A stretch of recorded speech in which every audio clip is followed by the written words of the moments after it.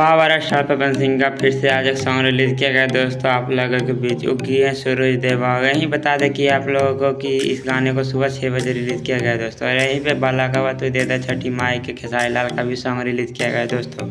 इन दोनों का टाइमिंग है सुबह 6 बजे पवन सिंह का छठी माई वाला गाना और खेसारी लाल का 7 बजे रिलीज़ किया गया दोस्तों।